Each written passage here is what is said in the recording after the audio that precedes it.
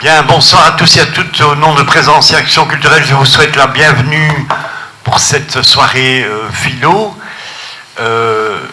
D'abord, remercier Isabelle Stengers d'être notre invitée aujourd'hui. Il y avait longtemps qu'on avait envie de l'inviter, donc c'était une opportunité. Et la sortie de son nouveau livre, évidemment, nous a permis de concrétiser cette envie. Martin Legros, bien sûr, qui accompagne cette aventure depuis 3 ans maintenant et qui accueille nos invités, les présente et anime le débat, le rédacteur en chef de Philosophie Magazine, qui est notre partenaire sur ce cycle. Alors juste vous dire un mot aussi sur nos prochains rendez-vous, dont certains ne sont pas tout à fait confirmés au niveau des dates. Comme on essaye d'amener ici des grands penseurs, c'est parfois difficile de gérer les calendriers parce qu'ils sont évidemment très très sollicités. Mais donc nous devrions accueillir en avril Camille Froidevaux-Métry, qui est une jeune philosophe qui est une spécialiste du féminisme et qui vient de terminer une enquête sur les femmes en politique et qui serait accompagnée à cette occasion-là, parce que quand nous avons l'occasion, évidemment, nous mélangeons des philosophes belges et français, et dans ce cas-ci, nous souhaitons inviter en même temps Vincent Depré, qui est philosophe et psychologue à l'ULG, qui a d'ailleurs coécrit un livre avec Isabelle Stengers. Et puis, le 27 mai, ça par contre, la date est déjà fixée, nous accueillerons Frans de Waal pour son dernier ouvrage qui s'appelle L'âge de l'empathie, leçon de la nature pour une société solidaire. Ce sera évidemment un événement important. Merci à tous d'être là, je vous souhaite une bonne soirée et je cède la parole à Martin Legros. Merci Yannick, bienvenue à toutes et à tous, merci d'être là en nombre pour accueillir, je vais le dire, mon ancien professeur de philosophie des sciences à l'Université libre de Bruxelles, donc c'est une double joie pour moi à la fois de vous accueillir Isabelle Stengers et de présenter celle qui fut mon initiatrice en partie en philosophie. Très heureux d'accueillir, on essaye en effet, Yannick l'a dit, d'accueillir dans ce cycle à la fois des philosophes français et belges, des dialogues quand c'est possible. On avait imaginé au départ en réalité un dialogue entre Isabelle Stengers et Bruno Latour qui se connaissent bien et qui mènent une discussion secrète, parfois publique, entre eux, et ça aurait été l'occasion ici de la rendre publique. Il se fait pour des raisons et d'autres, ça n'a pas pu se faire, mais ce n'est pas plus mal, ça permettra à Isabelle Stengers de délivrer un peu plus de l'état des lieux de ses recherches actuelles sur un thème très vif et très important qui est la question du temps. C'est une question qui est en réalité à l'origine de vos premiers travaux, puisque c'était au cœur de votre premier livre avec Ilya Prigogine, cette aventure commune avec Ilya Prigogine, qui était votre premier livre, et qui est au cœur de votre dernier livre, donc Une autre science est possible, paru chez La Découverte, où vous abordez la question, la crise de la science contemporaine, avec beaucoup d'inquiétudes, et où la question, justement, je le dirai dans un instant, du temps, de la temporalité, de la possibilité de ralentir les sciences, de pratiquer une slow science, est envisagée et même appelée. C'est un livre qui est en forme de manifeste et de plaidoyer. Mais permettez-moi, avant cela, de vous rappeler quelques points sur votre parcours, même si vous êtes ici en terrain conquis. Vous êtes né en 1949, Isabelle Stengers, fille d'historien. Vous avez, dites-vous, fait la science pour rompre justement avec une histoire qui était omniprésente chez vous, avec l'univers des sciences humaines. Et vous avez fait des études de chimie, mais dites-vous, vous posiez peut-être un peu trop de questions aux scientifiques sur la manière dont ils arrivent, dont ils posent des questions, dont ils construisent leurs dispositifs.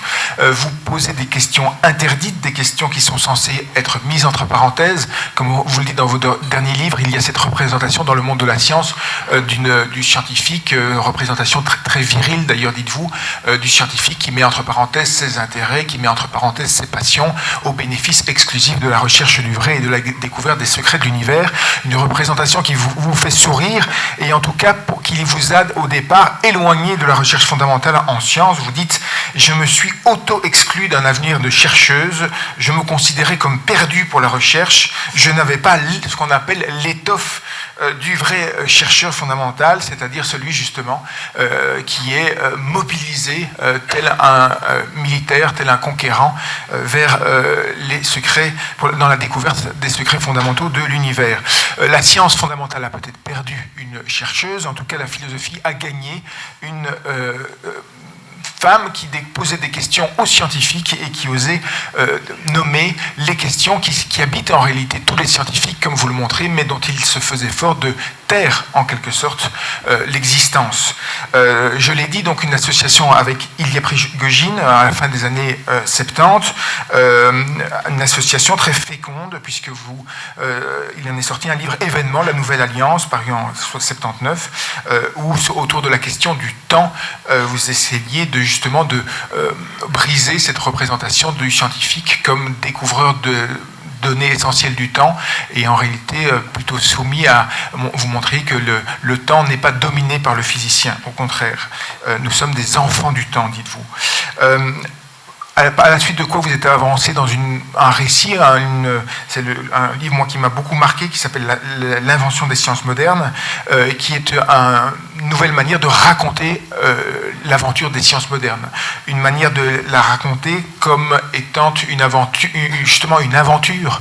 C'est la dimension aventureuse des sciences qui vous intéresse, non pas le récit a posteriori que l'on peut faire cette découverte du vrai, comme s'il n'attendait que nous pour être découvert. Non, ce qui vous intéresse, ce sont les événements rares, sélectifs et coûteux, dites-vous, les réussites expérimentales qui permettent aux scientifiques de construire des dispositifs, de soumettre les éléments, de soumettre l'espace, le temps à des questions, à des artefacts, de donner rendez-vous aux choses, c'est un mot que vous aimez bien, et parfois les choses répondent.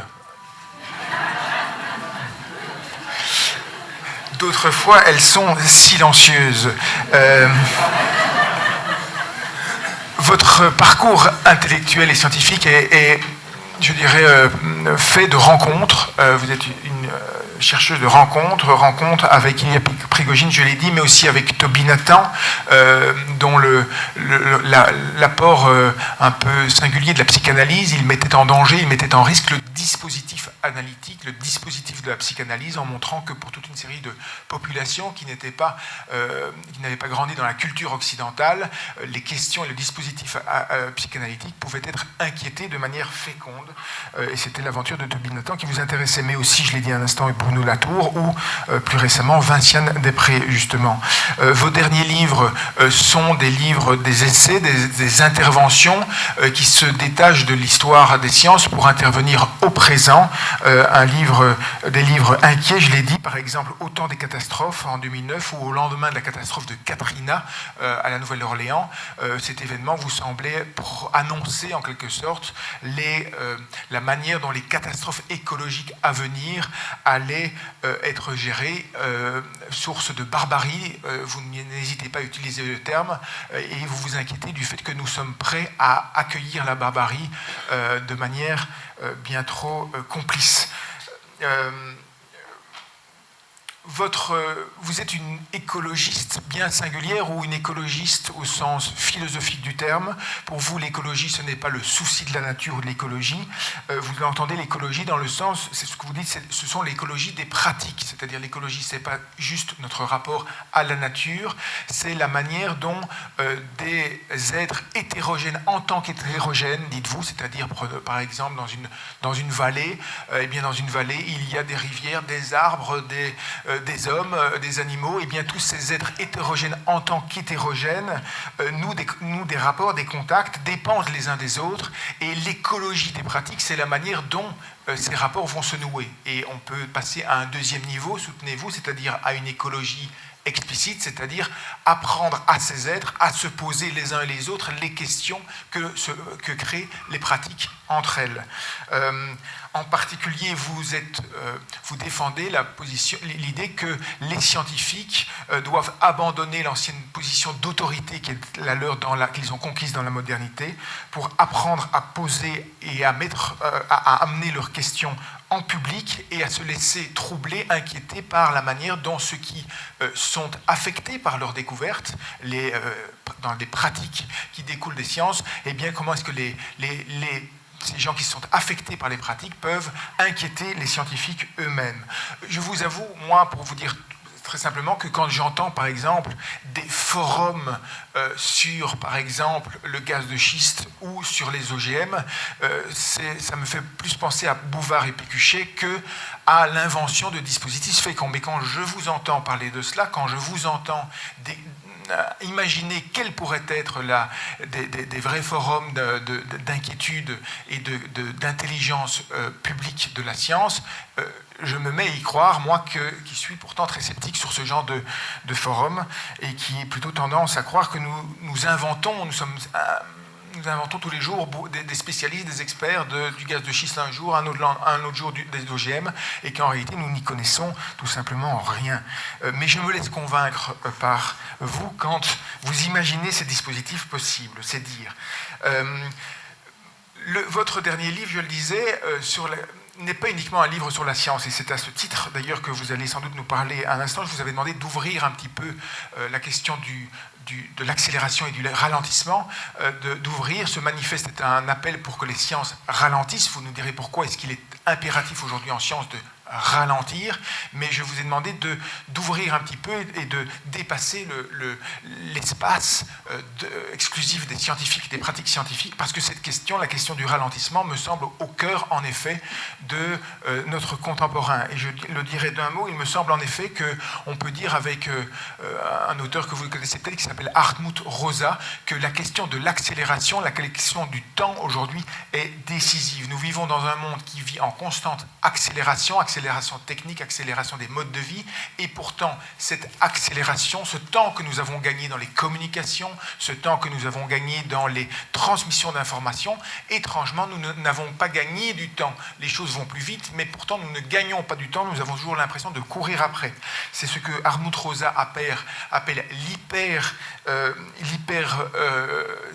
l'hyper-rapidité, l'hyper-accélération. Nous courons à toute allure, mais restons sur place. Nous devons courir de plus en plus vite pour rester sur place. Et Hartmut Rosa soutient l'idée que l'accélération, le régime temporel aujourd'hui, est la manière dont les individus sont gouvernés. Il n'y a plus, les règles de gouvernement sont de moins en moins discutées, et en particulier les règles temporelles ne sont plus discutées. Pensez que simplement quand un ministre veut changer les rythmes scolaires, c'est une révolution. On ne touche pas au temps, et vous citez d'ailleurs vous-même, Isabelle Stengers, dans ce livre, la formule choc de Pascal Lamy, on ne touche pas aux horloges, c'est-à-dire les horloges nous gouvernent aujourd'hui, mais il est interdit d'y toucher. Eh bien, c'est ce que vous proposez de faire dans cet essai, où vous dites précisément qu'il est plus que temps de toucher aux horloges, de ralentir, sinon d'arrêter les horloges. Vous me direz pourquoi est-ce qu'en science, le temps est une question décisive, mais également en quoi est-ce qu'il est éventuellement possible de ralentir ailleurs que dans la science pour gagner un petit peu de jeu, un peu d'espace et un petit peu de liberté. Voilà, merci en tout cas Isabelle Stengers d'être là avec nous ce soir pour cette proposition intempestive. Est-il possible, peut-on ralentir ? Je vous cède la parole, après quoi vous aurez toute la latitude de poser vos questions et éventuellement même après de vous rencontrer Isabelle Stengers qui signera quelques-uns de ses livres. Merci en tout cas et je vous cède avec beaucoup de joie la parole. Merci beaucoup.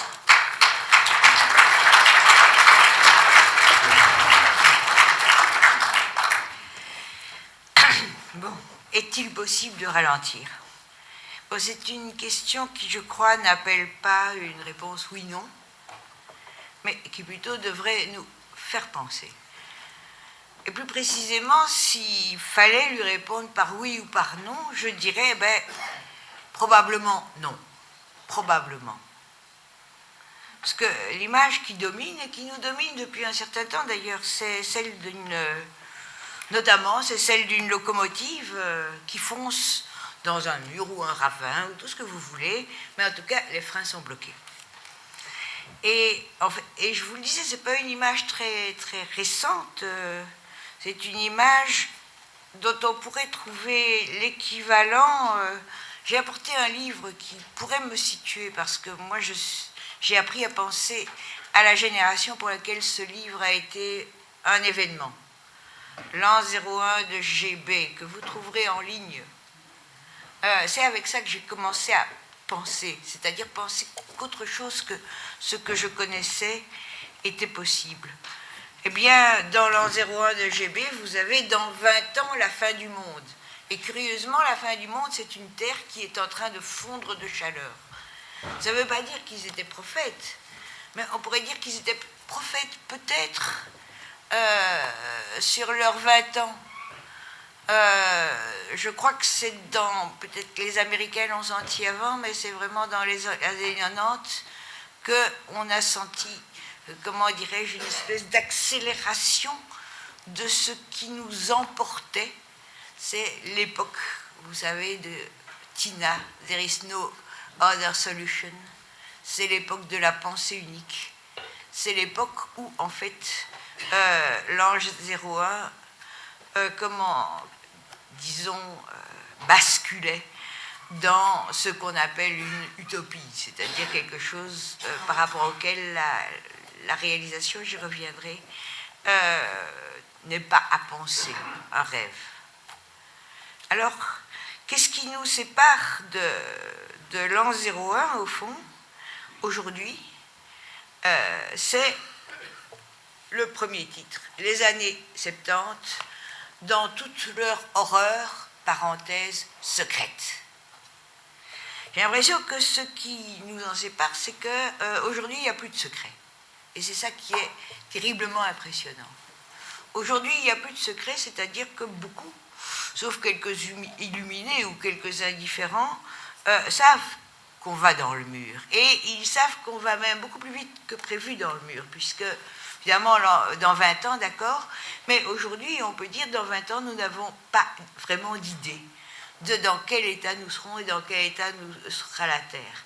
Et on peut dire que, je crois, nous savons que la génération qui est née, disons, dans ce siècle, on ne parle plus de génération future, avec le caractère indéterminé qui va avec. Non, non, la génération des enfants qui sont nés dans ce siècle aura à affronter des épreuves terribles, aura à affronter, éventuellement, vous le rappeliez, c'est la menace de devenir barbare.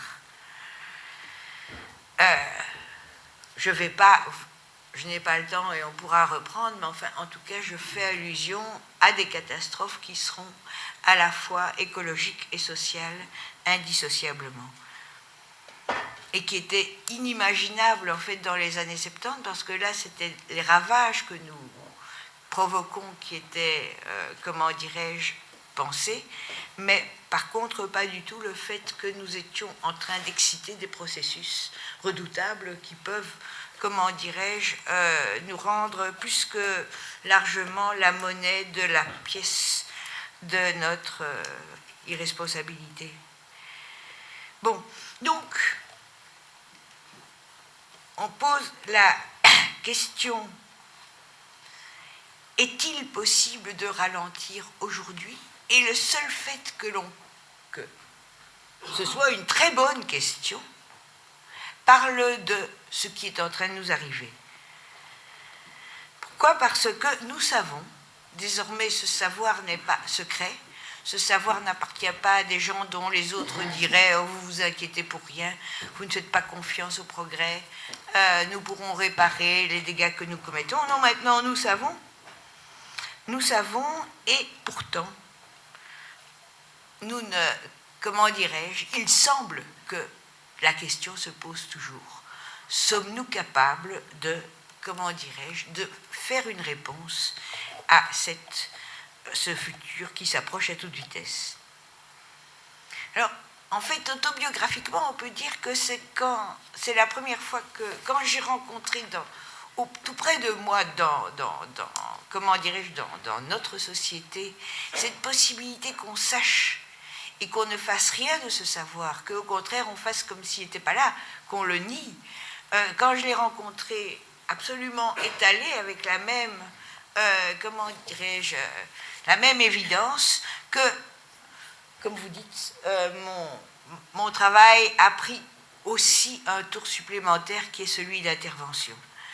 En fait, ce moment, c'est un moment qui, pour vous, est dans le passé, mais ça a été les lois sur le chômage qui, bien avant les actuelles nouvelles politiques, comment dirais-je, impliquaient que l'on traite le chômeur comme un éventuel fraudeur, qu'on le contrôle, qu'on interdise la cohabitation, etc., etc. Alors même que ce que l'on savait, c'était que le non-emploi était non seulement installé, mais n'était pas du tout un fait de nature, mais une politique activement poursuivie, que l'on appelait dégraissement ou rationalisation, et qui continue aujourd'hui. Donc, on savait qu'il n'y avait pas de travail ou d'emploi pour tout le monde, on savait que cela s'installait, et pourtant, on faisait comme si le mauvais chômeur, celui qui ne cherchait pas ardemment du travail, était l'ennemi, était le problème. C'est cette possibilité que l'on puisse, comment dirais-je, à ce point nier, faire abstraction de ce que l'on sait, qui m'a forcé à penser, qui m'a fait écrire, notamment pour essayer de penser face à cela, avec Philippe Pignard, La sorcellerie capitaliste, et puis Au temps des catastrophes. Et si j'intervenais, ce n'était pas pour ajouter mon mot à cette situation, c'était de penser devant cette impuissance face à ce que nous savons, sur un mode qui dise, attention, ne la renvoyons pas à de grandes raisons du type servitude volontaire, incapacité de l'humain à faire face, etc. Il ne s'agit pas de l'humain, voulais-je faire passer. Il s'agit de quelque chose qui nous est arrivé, qui nous a fabriqué, mais qui ne nous parle pas d'humain, de l'humain en général. Dans La sorcellerie capitaliste, il était question d'une attaque sorcière, c'est-à-dire d'une capture de nos capacités de penser, de prendre les affaires en main. Dans La sorcellerie capitaliste, il a été question justement de quelque chose qui est le corrélat de cette attaque sorcière, c'est-à-dire du capitalisme comme processus d'expropriation systématique, pas seulement d'exploitation, mais d'expropriation systématique de ce qui nous rend capables de penser ensemble les problèmes qui nous concernent.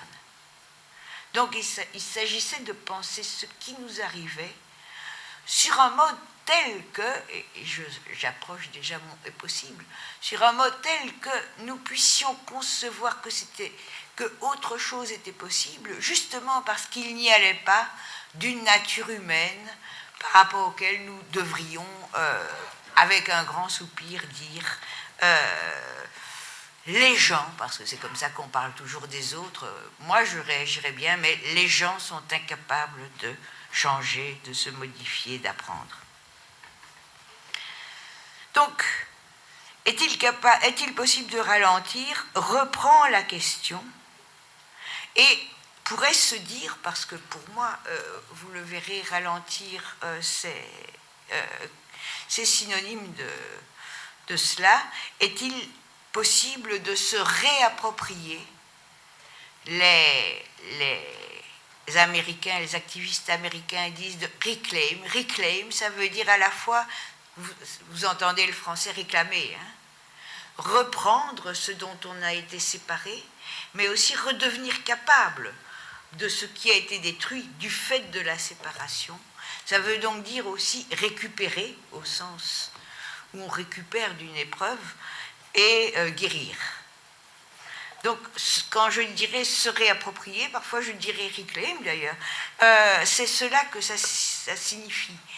Sommes-nous capables de ralentir, c'est-à-dire de nous réapproprier, non pas tellement directement le temps, mais nous ralentir, c'est avant tout devenir capable de nous réapproprier les problèmes qui nous concernent.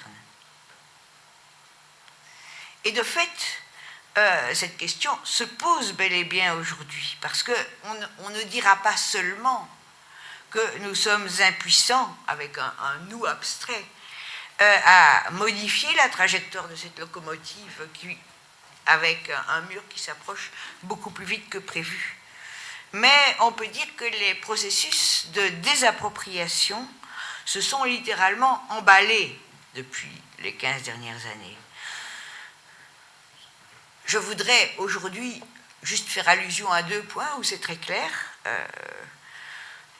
On sait que nous sommes en train de devoir subir, c'est loin pour vous, mais c'est néanmoins très, très significatif, l'interdiction de commercialiser des semences non homologuées.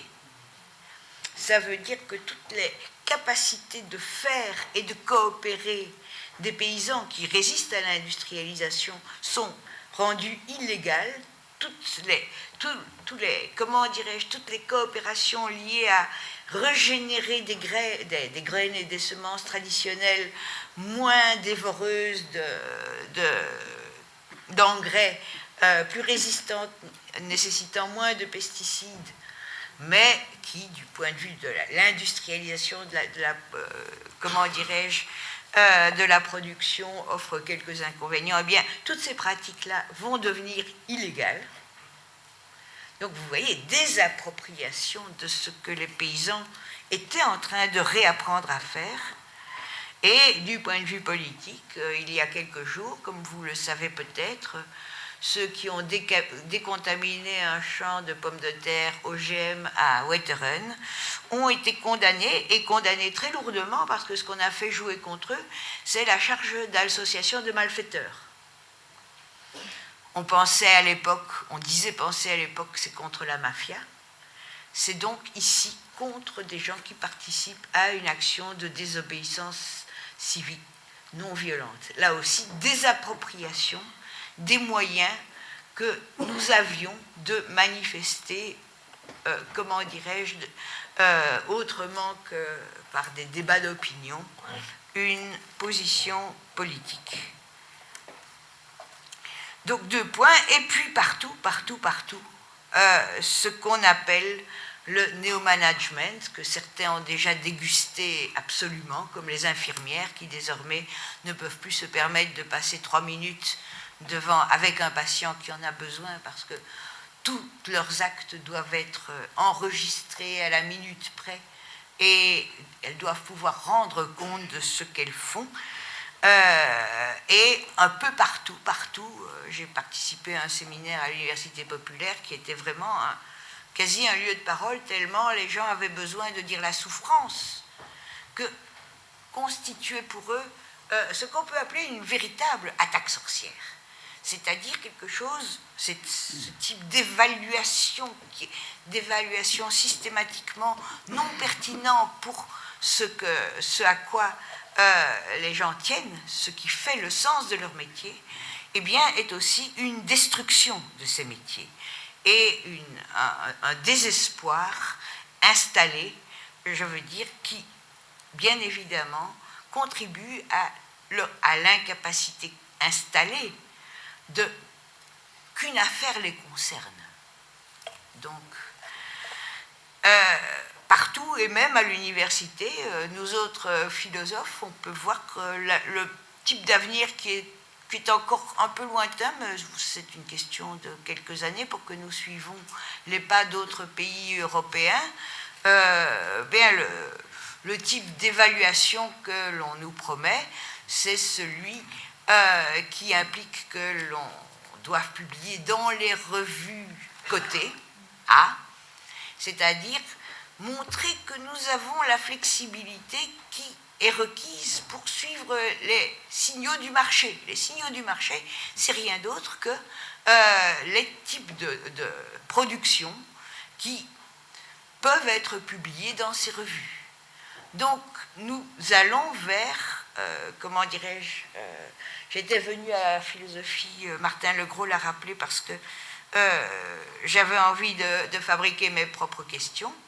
Eh bien, cette idée-là de la philosophie, cette idée comment dirais-je, d'un travail sur les questions, le métier de philosophe va être détruit comme a été détruit bien des métiers, dont le métier que je vous ai donné comme exemple d'infirmière. Donc partout on peut dire que le processus d'expropriation de ce à quoi nous tenons, de ce qui nous fait penser, de ce qui nous concerne, est en marche. Non seulement nous ne sentons pas la puissance d'agir face à la menace, mais encore on pourrait dire que le processus nous rend plus mal équipés que jamais peut-être dans l'histoire humaine pour faire face à ce XXIe siècle. Alors du coup, dans la mesure où ça se produit partout, ce processus d'expropriation, dans tout ce qui était encore un métier, on peut dire que le sens de la question « est-il possible de ralentir ?» change un peu. Parce que justement la question désormais se pose partout. Et en fait ça devient ce que William James a appelé une option véritable ou authentique. L'option véritable ou authentique, c'est une option, un choix, par rapport auquel n'existe pas de possibilité de position neutre.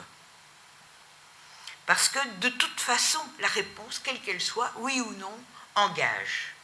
On ne peut pas dire « oh non, moi je ne crois pas qu'il est possible », etc. Parce que si on dit « moi je ne crois pas qu'elle est possible », eh bien, ce qui est une forte tentation aujourd'hui, si on cède à cette tentation de dire « oui, ben, probablement qu'il n'est pas possible de ralentir », eh bien, on renforce encore cette improbabilité, ce fait que ce soit improbable. Donc, d'une manière ou d'une autre, je dirais, cette question, elle est plutôt un cri. Elle est plutôt un cri et effectivement, elle suscite une intervention, un manifeste. Peut-être que c'est improbable, mais quand on passe de l'improbabilité à l'impossibilité, c'est là qu'on est engagé. Ça, c'est l'option jamesienne. Pas de comment dirais-je, pas de position neutre.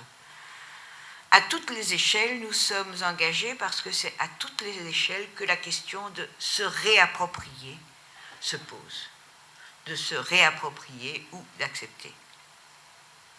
Alors, quelle est la relation plus précise entre se réapproprier et ralentir? Je vais plutôt partir de qu'est-ce que c'est que cette vitesse par rapport à laquelle il y a ralentissement nécessaire. Il y a beaucoup de sens au mot vitesse, et ici, effectivement, c'est le sens de la mobilisation que je prends. Une armée mobilisée, donc mobile, vous entendez mobiliser, mobile, c'est une armée, comment dirais-je, que rien ne doit ralentir. C'est-à-dire, en temps de guerre, en temps de mobilisation générale, on peut passer à travers champs, quels que soient les dégâts. Rien ne doit faire obstacle à la progression de l'armée. Ce qui signifie effectivement pouvoir détruire pour passer, ça signifie une certaine anesthésie. Il ne faut pas sentir ce que l'on fait en avançant à toute vitesse.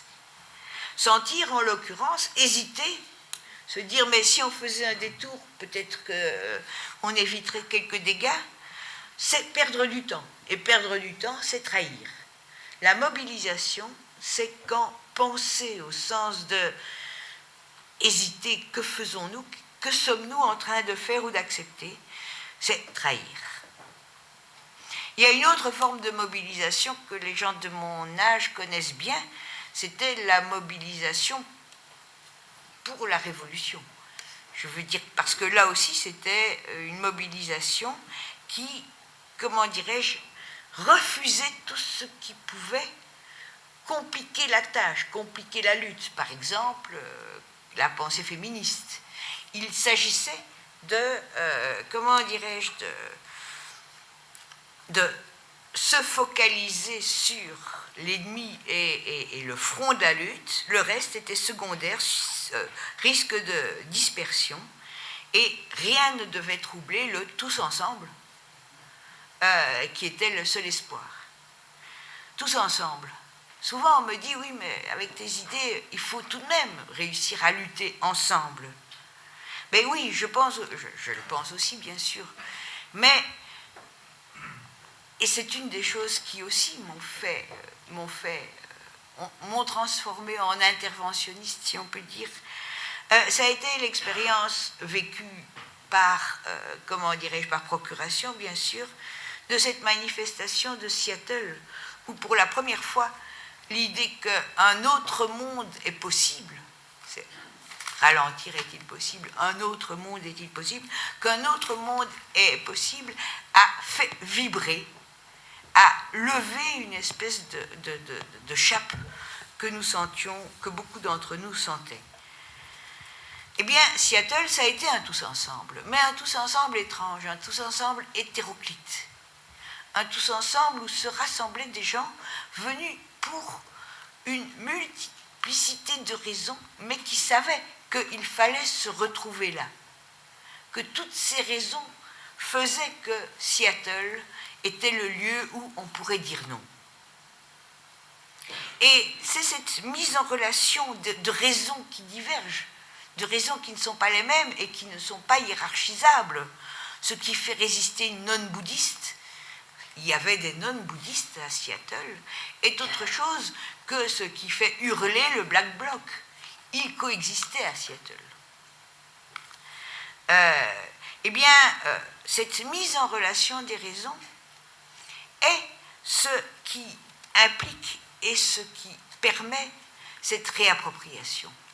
Mise en relation des raisons sans rêve de hiérarchie, ça veut dire effectivement que ceux qui luttent sont connectés à leur raison de lutter, ne sont pas soumis à une raison générale qui mettrait tout le monde à égalité, enfin qui mobiliserait tout le monde. Non, chacun venant pour ses raisons, c'est qu'il rencontrera d'autres qui viennent pour leurs propres raisons. C'est ce que Félix Guattari aurait appelé une hétérogénèse. Quelque chose se produit avec et grâce à l'hétérogénéité de ce qui le compose.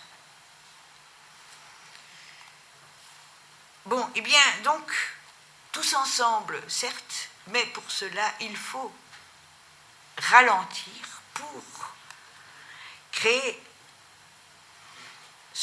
un plan, j'appellerai ça un plan, j'y reviendrai, où des raisons divergentes entrent en communication.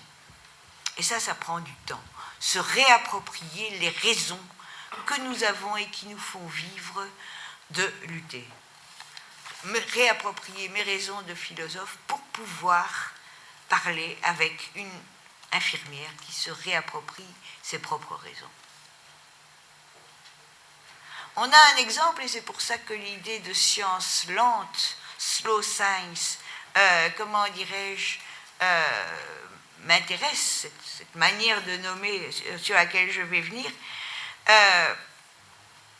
c'est que ce qu'on appelle la slow food, ou de manière plus générale l'ensemble de ce qui s'est tissé autour de la question des rapports entre ceux qui mangent et ceux qui produisent, eh bien, a réussi, dans certains cas, les AMAP par exemple, a réussi à fabriquer des liens là où normalement on aurait vu une opposition entre intérêts contradictoires. Le consommateur veut sa nourriture la moins chère possible et le producteur veut vendre ses légumes le plus cher possible. Là où il y avait une contradiction dont jouaient les grandes distributions, se sont créés des liens où justement les consommateurs ne sont plus seulement des consommateurs, quoi qu'ils le soient, mais, et c'est quelque chose que Vinciane Després a dit superbement, aiment aussi des légumes ou du poulet bons à penser, pas seulement bons à manger, mais bons à penser, c'est-à-dire dont ils sachent que le fait d'avoir fait ce choix-là permet à d'autres, comment dirais-je, de mener une vie plus intéressante, et de la même manière pour les producteurs, comment dirais-je, de rencontrer ceux qui, du coup, il importe de nourrir de bonne manière. Ralentir alors, donc, on pourrait dire, c'est prendre le temps de recréer ce qui n'a cessé d'être détruit entre nous, ce qu'on pourrait appeler des rapports civilisés. Bien évidemment, l'homo economicus, c'est le synonyme de rapport non civilisé, c'est-à-dire où chacun poursuit son propre intérêt sans la moindre préoccupation pour les conséquences en ce qui concerne le reste, qui n'a qu'à s'arranger. Alors, se ralentir, cette capacité à se réapproprier, non pas de tolérer des intérêts divergents, mais de donner aux raisons des autres, à ce qui intéresse et fait vivre les autres, le pouvoir de nous faire hésiter, de nous modifier, de nous transformer, de nous faire comprendre nos propres intérêts autrement. Tout ça, je dirais que, quelque part, et c'est une vieille pensée pour moi, puisque, je crois, le germe a été créé avec GB l'an 01. C'est à partir de là que, tout à coup, j'ai compris pourquoi ce monde me décevait. Me décevait au sens où je sentais qu'autre chose était possible. On n'est pas déçu quand on dit les hommes ne sont pas ce que je croyais, mais qu'est-ce qui nous arrive? Et le mot de l'an 01, c'est on arrête tout, on réfléchit, et c'est pas triste.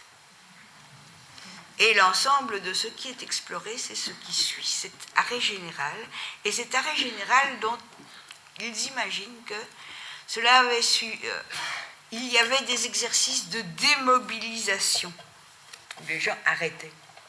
Et puis un jour, l'exercice de démobilisation est devenu démobilisation effective. Chacun arrête. Il y a aussi un film de Doyon qui montre ça. C'est-à-dire une espèce de catalyse existentielle où ce geste déclenche le fait que chacun se dit oui.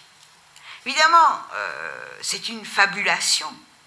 C'est une fabulation, mais ce qui suit est extraordinaire, parce qu'effectivement, on réfléchit à tout, y compris qu'est-ce qu'on va faire d'un homme qui a tué sa femme. On est contre la justice, contre la prison, contre la répression. Mais on arrête, on réfléchit, et c'est pas triste. Et quand le type, face à des gens qui commencent à réfléchir à la prison, etc., dit oui, mais moi j'ai tué ma femme. Il dit qu'il a tué sa femme, je note mes réactions, je m'en fous.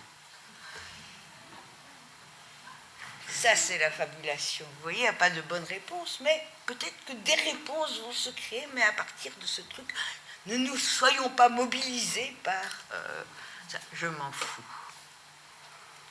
Donc, c'était déjà une fabulation du ralentissement qui permet de se réapproprier la capacité de penser. Et à ce moment-là, ce qui nous est arrivé, après les années 70, pourrait prendre une autre tournure qui m'intéresse beaucoup. Parce que si on voit ce qui se passait, ce n'était pas un truc isolé. En 77, collectif des Artrets, qui étaient des experts sérieux, des scientifiques, travaillaient 2 heures par jour.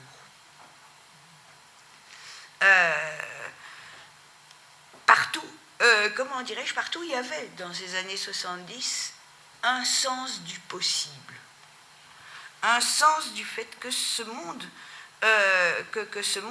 comment dirais-je, ne tenait plus que par habitude. Et tout se passe comme si il n'y avait pas que des gens comme moi qui avaient lu l'an 01, mais d'autres aussi.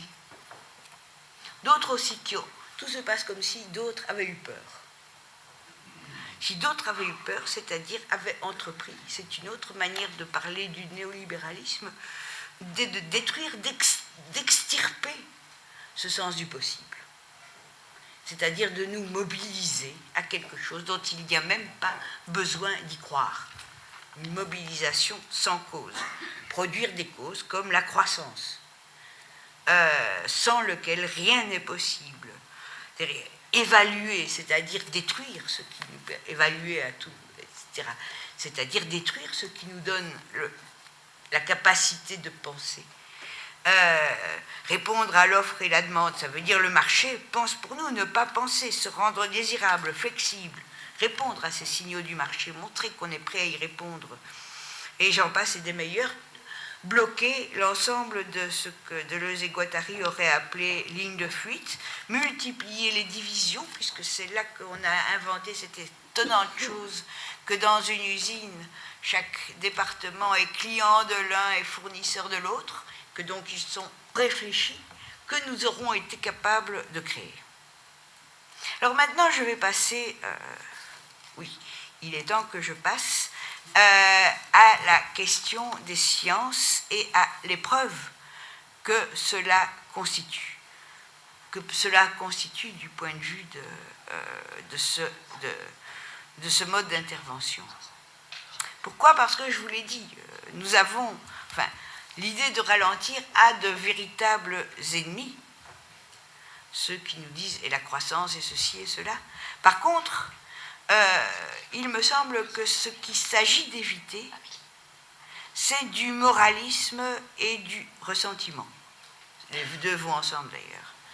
C'est-à-dire du « c'est bien mérité ce qui leur arrive ». Et c'est bien ça, je crois, ce que j'essaye de nouer avec une autre science est possible, qui ne s'adresse pas seulement aux scientifiques, mais qui tente aussi de s'adresser à ceux pour qui ce que je décris comme une probable destruction du métier de scientifique, comme il y a eu destruction de tant d'autres métiers, répondrait par « eh bien, c'est bien mérité ». Donc j'essaye de m'adresser à la fois à ceux qui désespèrent de se voir détruire comme scientifiques et ceux qui désespèrent que les sciences puissent avoir, comment dirais-je, quoi que ce soit à dire d'intéressant pour cet avenir. Et c'est vrai que l'institution scientifique en tant que telle est hautement compromise, que les références à la rationalité, l'objectivité, la calculabilité, etc. et la preuve font partie d'une machine destructrice qui ont détruit et qui continuent à détruire ou à faire taire beaucoup comment dirais-je, de pratiques, de métiers, de manières de faire, d'attaches qui permettaient de vivre et de penser. Ici, et je ne parle pas de la colonisation, et de la post-colonisation, puisque la destruction continue. Donc on peut dire que l'institution scientifique est hautement compromise, a été une partisane active dans la mobilisation du monde. Ça n'empêche pas, et il faut le rappeler, que certains scientifiques aient tiré la sonnette d'alarme. Beaucoup se souviennent du nom de Rachel Carson, c'était une scientifique qui a parlé du printemps silencieux que nos pesticides préparaient. D'autres aujourd'hui, comment dirais-je, beaucoup d'écologistes actifs le sont aussi en tant que scientifiques, affolés de ce que nous fabriquons. Mais ce qui est frappant, et c'est en quoi on peut parler de compromission, c'est que je n'ai pas mémoire de protestation collective de scientifiques, comme il y en a pour d'autres choses, de pétitions de scientifiques, lorsque l'argument qui fait communiquer directement scientifique et rationnel est utilisé pour faire taire. Je n'ai pas entendu de protestation collective, encore une fois, des scientifiques, lorsqu'est utilisée l'idée qu'il y a peut-être des dégâts, mais ça devrait s'arranger, le progrès arrangera les choses. Ou lorsque l'idée d'une analyse coût-bénéfice est utilisée comme la manière rationnelle de gérer des situations où des pertes irréversibles sont en question. Que du contraire, on peut dire que depuis que, et que chaque fois que des scientifiques ont dit leur inquiétude, un grand nombre de scientifiques ont mis en doute leur loyauté à l'institution scientifique, qui semble impliquer la confiance dans le progrès, dans l'idée que cela devrait s'arranger et que en douter, c'est peut-être ne pas être véritablement scientifique. Alors donc cette institution en tant que telle est hautement compromise dans ce qui nous arrive. Aujourd'hui, elle, à son tour, elle, comment dirais-je, je pense qu'elle est dans le processus d'être détruite. Après tant d'autres métiers, le métier de scientifique, à son tour, comment dirais-je, est under attack, comme on disent les Américains, est pris dans ce processus de destruction. Ça s'appelle, en ce qui concerne en tout cas les scientifiques qui intéressent l'industrie, l'économie de la connaissance. Vous savez ce que c'est l'économie de la connaissance? Ça veut dire en fait partenariat obligé, si vous voulez obtenir des fonds publics, avec le privé. Ça veut dire, comment dirais-je, que parmi les réussites qu'il y a sur la carrière d'un scientifique du point de vue du public, il y a les brevets, il y a l'obtention de brevets, c'est-à-dire la mise de la connaissance sous propriété privée. Cela signifie une demande de flexibilité, donc ce qui intéresse le privé doit être ce qui vous intéresse. Sinon, vous croyez encore aux scientifiques dans sa tour d'ivoire. Ça veut dire une dépendance accrue, elle était déjà bien forte, des scientifiques par rapport aux intérêts du privé, et une multiplication de conflits d'intérêts dont vous avez entendu parler. Ça veut dire qu'en fait, ce que ces sciences avaient de fiable dans leur mode de production, ce qui rassemblait les scientifiques, c'est-à-dire pouvons-nous nous appuyer, ces sciences ont, dans ce qui m'a rendu intéressée à elles, c'était leur dimension collective, c'est-à-dire le fait qu'un scientifique isolé était moins intelligent que ce que les scientifiques forçaient chacun d'entre eux à être. Pourquoi? Parce que pour qu'une proposition tienne, pour qu'une proposition soit une réussite pour ces scientifiques-là, il fallait qu'elle passe par les objections des autres. Sa fiabilité était un souci collectif qui rassemblait les scientifiques. Eh bien, aujourd'hui, c'est cette manière de faire collectif qui est détruite. Il y a d'autres raisons, d'autres manières de réussir, et ces manières-là séparent les collectifs, les scientifiques les uns des autres, c'est-à-dire les mettre sous la dépendance du privé. Obtenir un brevet est beaucoup moins difficile que obtenir un résultat fiable au sens scientifique du terme. Donc les scientifiques savent qu'ils sont en train d'être détruits, que ce qui les liait, ce qui les forçait à penser ensemble, ce qui les préoccupait et les forçait à créer des objections et des possibilités, eh bien, est délié, détruit. On tue leur métier. Et leur réaction usuelle, parce qu'un peu partout, on voit apparaître des collectifs de scientifiques pour la slow science et la désexcellence. Ça, c'est deux termes qu'on emploie. L'un est né à la VUB, slow science. Désexcellence, c'est plutôt né à l'ULB d'ailleurs. Eh bien, ça traduit, et chez les sciences humaines aussi, parce qu'elles seront détruites par d'autres moyens, pas par des brevets, par des impositions de modes de publication. J'en ai déjà parlé pour la philosophie. Bien, mais ce qui me semble dominer, enfin, ce sur quoi j'interviens, c'est pas simplement dire oui, l'économie de la connaissance est en train de détruire les sciences expérimentales et l'académie elle-même est globalement détruite par le néo-management après tant d'autres. C'est pas seulement ça, c'est que dans comment dirais-je, ce désarroi des scientifiques, il y a la nostalgie pour le passé, pour l'époque où on respectait les scientifiques, pour l'époque où justement le privé savait qu'il devait attendre que les scientifiques aient produit des savoirs fiables pour les transformer en innovation. Ce qu'il regrette en fait, c'est ce que j'ai appelé comment dirais-je, un compromis où il devenait la poule aux œufs d'or. La poule aux œufs d'or, c'est un conte allemand qui met toujours en scène des villageois stupides. La poule aux œufs d'or pond des œufs d'or. Et voilà que les villageois se disent qu'ils auront beaucoup plus vite l'or et en direct s'ils étripent la poule. Ils ne trouvent dedans que des intestins de poule. Et donc, ils peuvent manger la poule, mais ils ont perdu les œufs d'or. Et le cri des scientifiques, ce qui leur a fait plaider qu'on leur laisse leur autonomie, qu'on les laisse tranquilles, qu'on les respecte, c'était « sinon vous tuerez la poule aux œufs d'or ».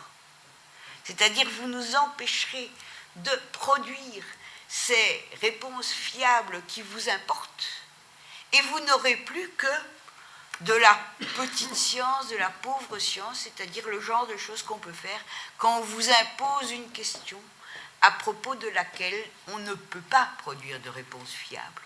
Si vous nous imposez les questions qui vous intéressent, vous aurez des réponses et elles ne vaudront rien. Ça, c'était en tout cas du temps que la poule aux œufs d'or avait les moyens de se faire entendre. Aujourd'hui, ils disent moins ça, c'est-à-dire qu'ils acceptent, comment dirais-je, tristement, d'en passer par les questions qui intéressent le privé. Alors, si une autre science est possible, et non pas « il faut défendre la science » est le titre de mon livre, c'est justement parce que l'un de ces enjeux, c'est ne pas regretter le passé. Ne pas regretter le statut de la poule aux œufs d'or. Ne pas se laisser enfermer dans les alternatives, ou bien asservissement, ou bien une science simplement autonome, au sens protégée par des frontières, laissez-nous tranquilles.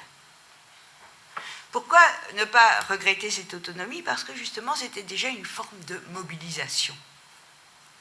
Les scientifiques, comment dirais-je, ont payé leur autonomie sur un mode que, qu'il faut plaider auprès des c'est pas pour rien qu'on se dit poule aux œufs d'or. Ça veut dire qu'ils se présentaient et ils ont appris à se penser comme mobilisés par le service de l'humanité qui bénéficiait in fine des œufs d'or de l'innovation scientifique. Ça veut dire que la question de s'intéresser sur cet or, c'est-à-dire sur ceux qui transformaient leur production en œufs d'or, c'est pas eux, hein.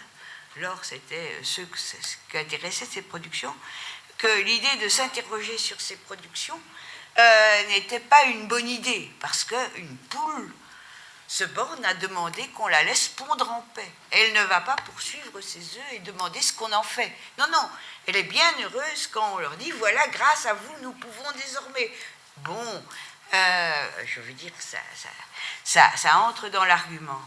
Et pire, dans la mesure où l'ensemble tourne avec justement des œufs scientifiques qui deviennent or, comme les OGM par exemple, c'est de la biotechnologie qui devient or, eh bien, il se fait que beaucoup de scientifiques ne sont pas des simples poules, mais comme j'aime à le dire, des poules stratèges, c'est-à-dire qu'elles ne s'intéressent pas vraiment aux conséquences, à la nature de cet or, mais elles recrutent activement ceux qui pourraient transformer une nouveauté scientifique en innovation qui vaut de l'or.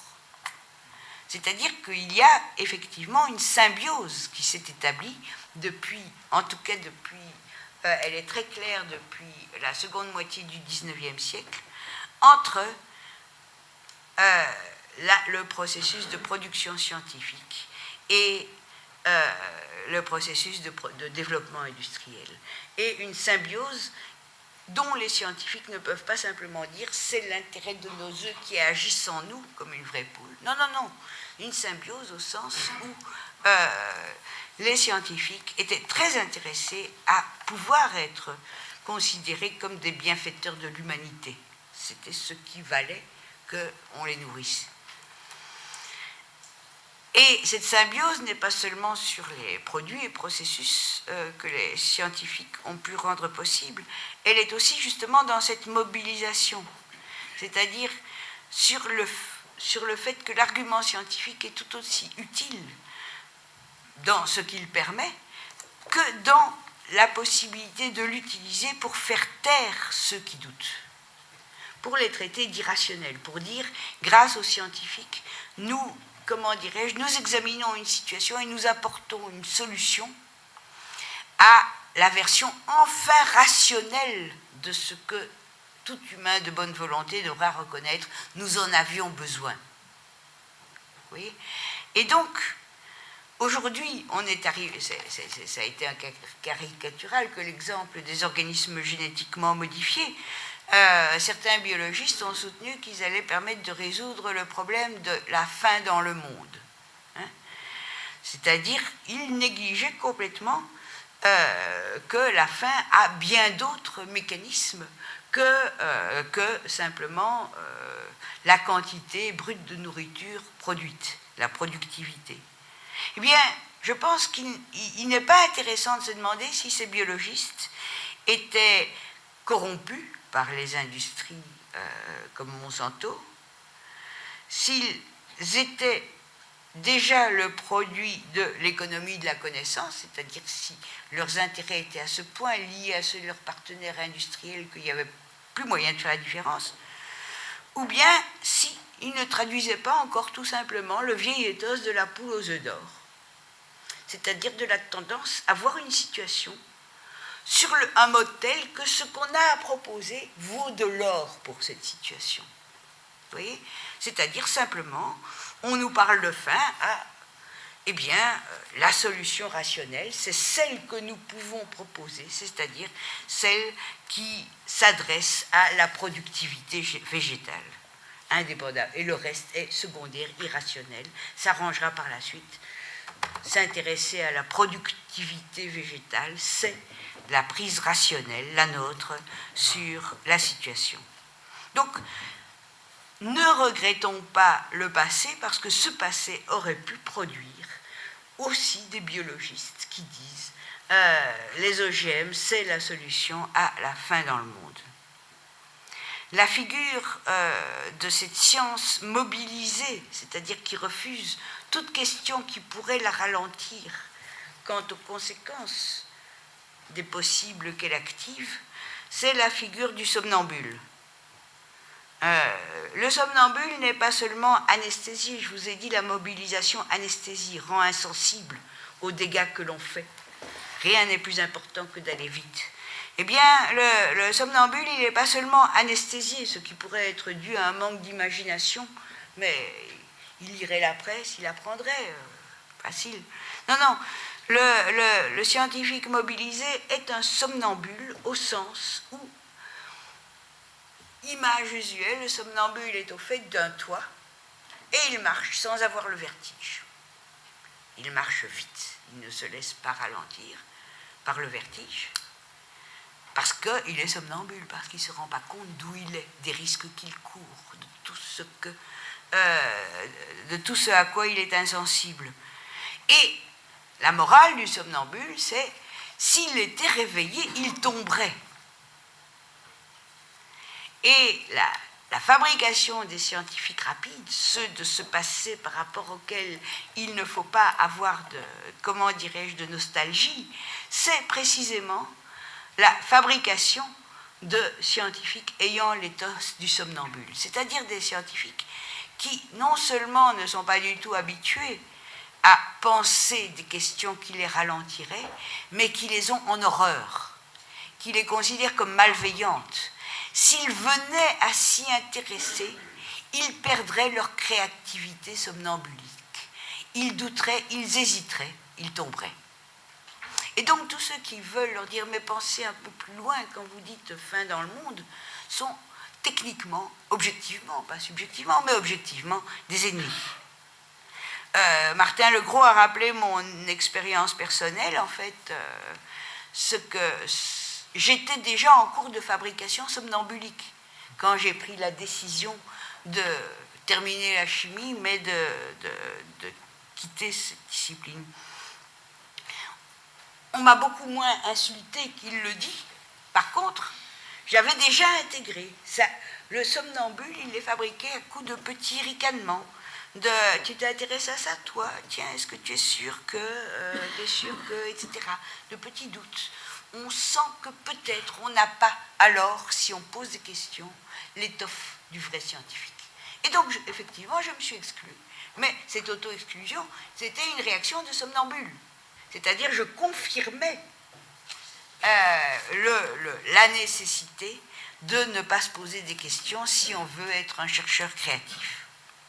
Donc ne pas regretter ce passé où on crée des somnambules qui non seulement ne veulent pas s'intéresser aux conséquences de ce qu'ils produisent, mais ne peuvent pas s'intéresser parce qu'ils n'ont pas appris à le faire, mais surtout ne veulent pas qu'on les y intéresse.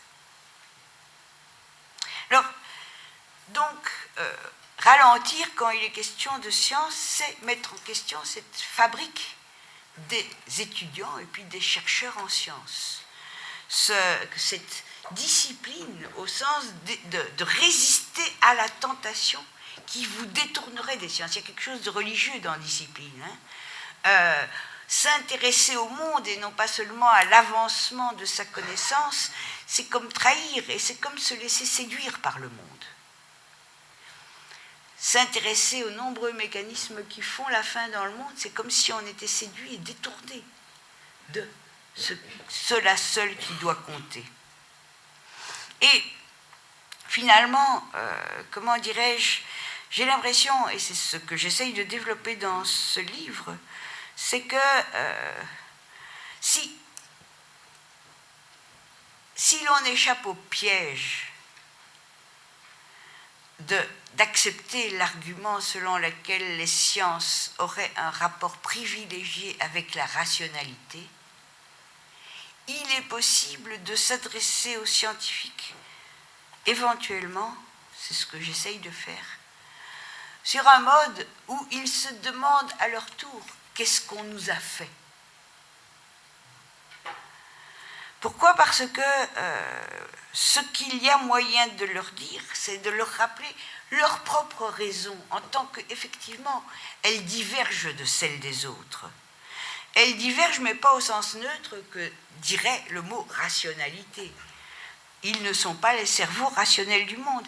Ils sont très curieusement ceux pour qui n'a de valeur que ce qui réussit à les mettre d'accord.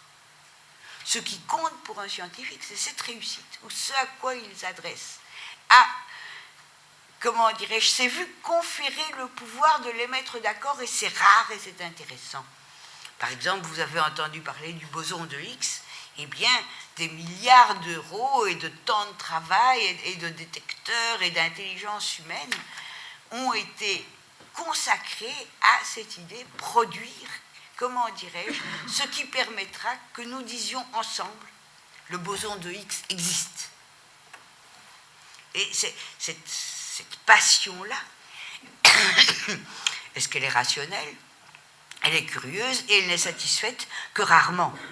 Parce que dès lors qu'un résultat scientifique quitte ces lieux qu'on peut dire de naissance, le laboratoire où tout a été mis en scène pour conférer à ce à quoi on s'adresse le pouvoir de mettre d'accord, de surmonter les objections, eh bien dès qu'on va un peu ailleurs dans le monde ou dans d'autres situations, cette fiabilité, ce pouvoir de mettre d'accord, il est perdu.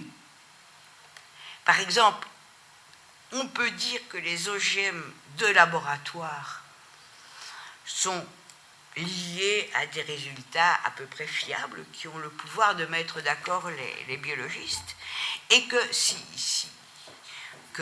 on peut prévoir un progrès où de plus en plus de connaissances de ce type s'agencera autour de ces modifications génétiques qu'on aura ce genre de savoir. Mais c'est l'OGM des laboratoires, à propos duquel un savoir fiable se produira. Cela n'a rien à voir avec les OGM dès lors qu'ils sont dans une autre situation, c'est-à-dire dans des champs cultivés sur des centaines de milliers d'hectares, avec pesticides, avec possibilité de transfert génétique, d'acquisition de résistance par les insectes, etc. Les propriétés de l'OGM au laboratoire et leurs propriétés fiables, voilà, ça doit augmenter la productivité, le laboratoire vous le dit. Tout cela perd sa fiabilité dès qu'on est au champ. Tant parler des brevets, etc. Et cela, pouvoir dire la fiabilité est quelque chose auquel vous tenez et qui vous rend vivant, qui vous rend intelligent. Mais vous offensez votre métier lui-même en faisant de cette fiabilité une propriété générale qui se conserverait. L'OGM du labo resterait le même que l'OGM au champ et garderait sa définition générale. Ça, comment dirais-je, quand vous parlez ainsi de ce que vous faites, vous insultez vos propres pratiques. Vous insultez toute l'intelligence qu'il vous a fallu pour toute l'intelligence collective qui vous est nécessaire pour obtenir quelque chose de fiable. Comment dirais-je, est-il possible de ralentir les scientifiques dans leur jugement contre les non-scientifiques et contre les objections qui ne viennent pas de collègues? Je ne sais pas. Ce que je sais, c'est que l'opération de ralentissement ici, de réappropriation, ce qui m'intéresse, c'est qu'elle est double. C'est-à-dire que ce que je viens de dire aux scientifiques et qui pourrait les faire changer, qui pourrait leur faire, comment dirais-je, les faire penser, parce que ça ne les insulte pas, mais ça dit attention, c'est pas la rationalité, ça c'est ce qui fait valeur pour vous. Eh bien, ce que je dis aux scientifiques est fait pour être entendu aussi par les activistes hostiles aux sciences. Et les scientifiques peuvent aussi écouter la manière dont je tente de m'adresser à ceux qui accusent les sciences d'être responsables du type de mobilisation du monde contre lesquels ils luttent. C'est-à-dire parler aux scientifiques devant ceux qui les accusent, parler aux accusateurs devant les scientifiques. Ne pas plaider une innocence, mais plaider, comment dirais-je, que nous ne savons pas ce que peut un scientifique, indépendamment du milieu qui a été le leur, ce milieu qui nous a tous abîmés, eux comme nous. Bien, vous voyez cet exemple, cette manière de dire « je veux apprendre à parler aux scientifiques » pour qu'ils oublient pour qu'ils n'entretiennent pas la nostalgie du temps où ils étaient protégés, comme la poule aux œufs d'or avait réclamé d'être protégée contre les mauvaises questions. Eh bien, cette manière de tenter de m'adresser aux scientifiques, de leur dire une autre science est possible, et de le dire aussi sur un mode qui puisse intéresser et activer des créations de rapports avec les activistes pour qui aujourd'hui les sciences c'est l'ennemi, et non sans bonne raison, c'est peut-être un exemple de cette création d'un plan où des raisons qui se reconnaissent comme divergentes deviennent susceptibles d'entrer en communication. Les scientifiques m'intéressent aussi parce que je pense que dans cet avenir qui se prépare, nous aurons besoin d'intelligence scientifique. Nous ne nous en tirerons pas sans propositions pertinentes, sans propositions techniques pertinentes.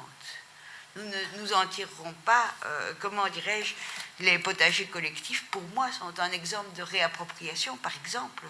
Mais s'il est véritablement question, non pas de faire un potager, mais de se substituer à l'agriculture industrielle, nous avons besoin de scientifiques, agronomes, biologistes, techniciens qui aujourd'hui commence à exister, on appelle ça l'agroécologie, et ça veut dire l'agroécologie que ceux qui s'y reconnaissent et tentent d'y travailler doivent subir un ralentissement extraordinaire parce qu'ils savent et ils disent aucune solution n'est pertinente si elle n'a pas été coproduite par les, comment dirais-je, par les agriculteurs et avec les savoirs des agronomes, mais tels que les agriculteurs les reconnaîtront ou non comme pertinents. Et cela ne suffira pas, il faudra aussi poser tous les problèmes de la distribution, etc. Tout ce qui compose la question de la faim dans le monde ou de l'agriculture doit être rebrassé et pensé, non pas sur un seul mode, mais de manière connectée. Bien, ceux qui s'engagent dans ce genre de champ, qui n'est plus du tout disciplinaire, on a besoin d'eux, et on a besoin de les défendre, et on a besoin de s'intéresser à ce que ce nouveau type de scientifique rend possible. Dire la science ou la rationalité sont notre ennemi, c'est affaiblir ce dont nous avons besoin, c'est-à-dire de scientifiques qui sachent entendre les raisons des autres, s'intéresser à ces raisons, être forcés à penser par ces raisons, c'est-à-dire fabriquer avec les autres, savoir qu'on contribue mais qu'on ne définit pas l'approche rationnelle d'une question. Donc, je dirais que, comment dirais j'ai parlé au début de comment créer un plan, justement, où les raisons divergentes entrent en communication. L'une des formules pour ça, c'est une formule que les scientifiques, mais c'est ça que je vais terminer, pas seulement les scientifiques, on peut dire expérimenter, ce serait conférer à une situation, mais une situation cette fois-ci d'intérêt collectif, où s'agencent donc des intérêts divergents, le pouvoir de faire penser ensemble, c'est-à-dire le pouvoir de ralentir toutes les raisons,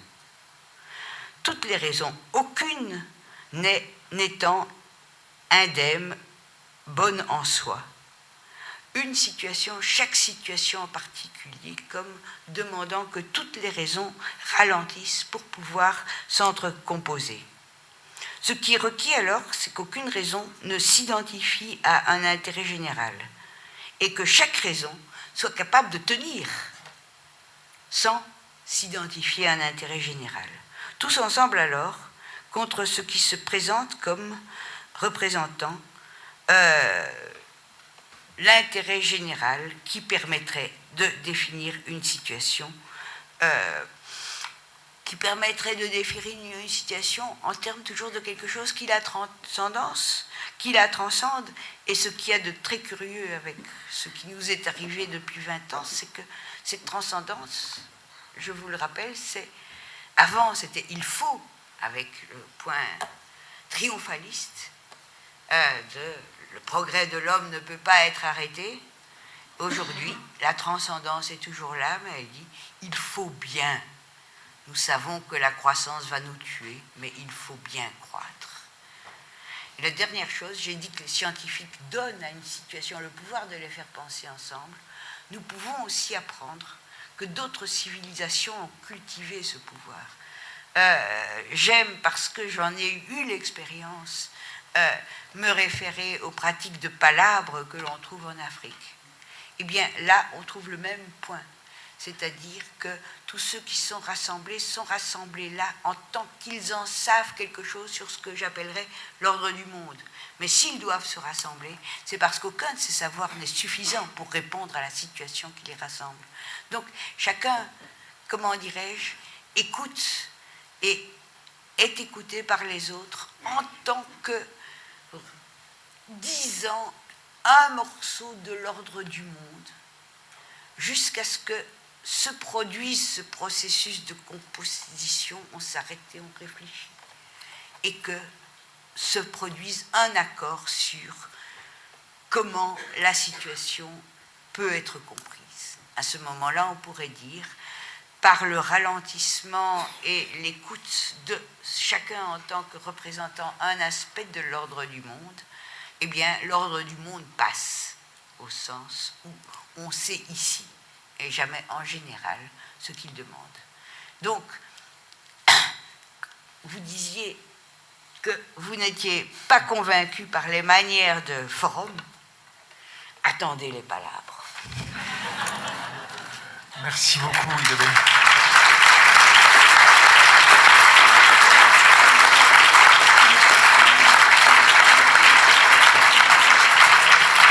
Voilà, je crois qu'il y a un micro dans la salle. En tout cas, merci beaucoup. En vous écoutant, je me disais que vous êtes un peu une sorcière qui nous donne à penser des poules qui seraient somnambules sur une corde et que vous parviendriez à réveiller. Alors, je ne sais pas si vous avez réveillé l'audience, mais n'hésitez pas. Moi, j'aurais beaucoup de questions à vous poser, mais je préfère vous laisser l'initiative des questions. Il y a un micro en bas et un micro en haut, donc levez la main. Attendez, monsieur, attendez, on va prendre un micro. J'ai rencontré dans votre livre le mot pragmatisme. Et vous dites que le pragmatisme, ce n'est pas tellement une philosophie de l'action, mais une philosophie de l'hésitation, où on analysait plutôt les effets que les causes. Et j'aimerais quand même une explication complémentaire à ce sujet. William James, donc, que je considère comme le père du pragmatisme et que je préfère à d'autres qui s'appellent pragmatiques, il disait la vérification d'une idée, ce sont ses conséquences. Hein? Et parfois, il disait avec une once d'ironie, mais qui lui a coûté cher, c'est ce qu'elle rapporte, la vérité d'une idée, philosophie de businessman, etc., etc. Or, quand on le lit, la question du pragmatisme alors impose un art des conséquences, apprendre à penser à partir des conséquences ou des effets, et non pas dire je sers la vérité, tant pis pour les conséquences. La vérité demande un service indifférent aux conséquences. Donc, c'était rendre indissociable ce que l'on affirme et les conséquences qu'on ne pourra jamais prévoir, mais auxquelles on se doit d'apprendre à faire attention de ce qu'on dit. Si par exemple un scientifique dit la science c'est la rationalité, je dirais en termes pragmatiques, monsieur, vous êtes un être absolument non civilisé. Pourquoi ? Parce que si je dis la science c'est rationnel, si je me présente comme scientifique, bonjour, je suis scientifique, je suis rationnel, et vous, il n'y a pas moyen de dire et vous, parce que ça veut dire que l'autre, il ne l'est pas rationnel. Vous voyez ? La conséquence d'un mode de présentation peut être, comment dirais-je, un acte d'entière non-civilisation, c'est-à-dire se présenter à partir de quelque chose dont l'autre manquerait. C'est une des différences, c'est pour ça que je vous ai dit, dire que les raisons des scientifiques sont très curieuses, conférer à quelque chose le pouvoir de les mettre d'accord, c'est que justement ceux qui ont d'autres raisons d'agir pour agir et pour penser ne manquent de rien par rapport aux scientifiques. Cela diverge. Donc, je dirais le pragmatisme, c'est effectivement un art de faire attention aux conséquences, de refuser la hiérarchie entre celles qui comptent vraiment et celles qui s'arrangeront ou sont secondaires. Et cet art de faire attention aux conséquences, c'est précisément, comment dirais-je, ce dont nous avons été détournés par le progrès, par la référence au progrès, qui arrangerait les conséquences indésirables. C'est une grande économie de penser quelque chose à partir du désirable et de faire basculer dans l'inattention l'indésirable.